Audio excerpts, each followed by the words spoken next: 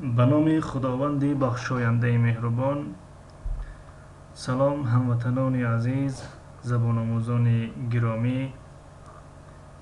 درس هفتم است از سلسله درس های روسی برای نوآموزان. الفبای زبان روسی حرف ا.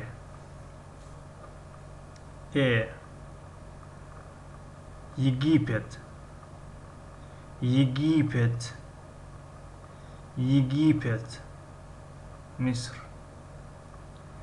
یدا، یدا، یدا طعام، خوراک. если، если، если اگر. این بود درس هفتم. تا درس آینده، خدا حافظ.